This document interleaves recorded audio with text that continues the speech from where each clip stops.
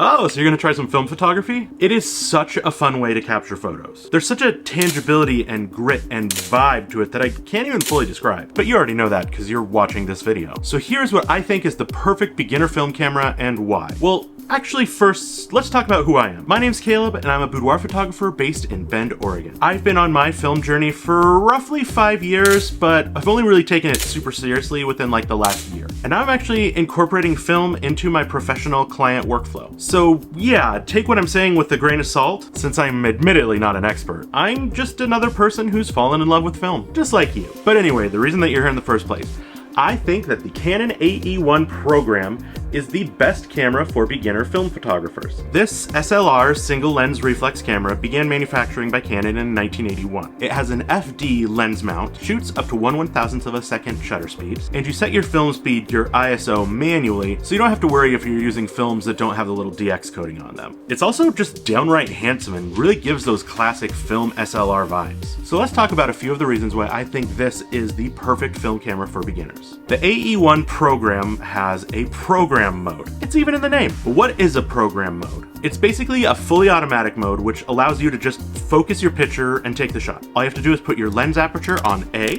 and the shutter speed on program, and the camera will make all of the exposure decisions for you. And 9 times out of 10, you can really trust the internal light meter. You can also just leave the shutter speed on program and adjust your aperture manually, or leave the aperture on auto and adjust the shutter speed manually. Or you can take full manual control and set both your shutter speed and your aperture. Now this kind of setting might sound obvious to us today, because most DSLRs and mirrorless cameras have these options already built in. But this was actually pretty new and revolutionary for the time for an entry-level SLR. So this camera can actually grow with you on your film journey as you learn a little bit more about how film works with the exposure triangle. Unlike a lot of point-and-shoot film cameras, or even those half-frame film cameras that are really popular right now, you can really learn about how exposure works with film, and go from shooting in full auto to shooting in full manual. Now let's talk about lenses. Since this has a Canon FD mount, finding lenses that are affordable and available is pretty easy. Now I primarily shoot with just the basic 50mm f1.8, which a lot of times comes with the camera. But I also shoot on this 24mm f2.8, which actually renders a really beautiful and sharp image. But there are a ton of cool FD mount lenses on eBay and on KEH. Now, as of filming, the Canon AE-1 Program is a little bit more expensive than when I bought mine, but if you go to enough garage sales or estate sales or even antique malls,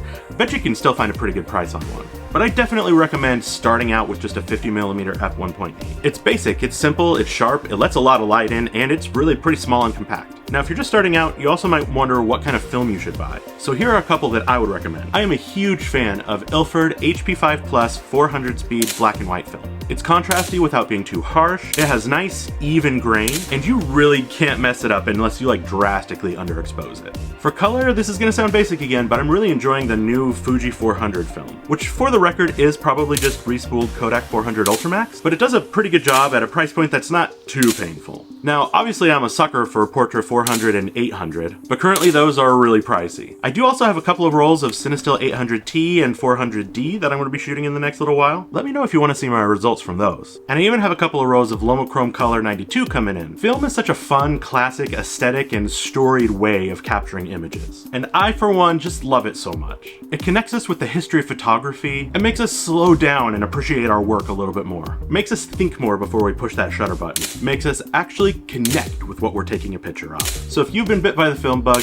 grab yourself a couple of rolls of film, grab yourself a Canon AE-1 Program, and get out there and shoot some amazing pictures, and I would love to see them. Thank you for watching. Again, my name is Caleb. I'm a boudoir photographer based in Bend, Oregon. Please like the video and subscribe to the channel. I'm almost to 1,000 subscribers and I'd really like to get there. Also, follow me on TikTok, Instagram, Threads, and I would love for you to join our community over on Patreon where you can see my work uncropped, uncensored, just as it was meant to be, without all of the social media censorship. But anyway, thanks for watching. We'll see you next time.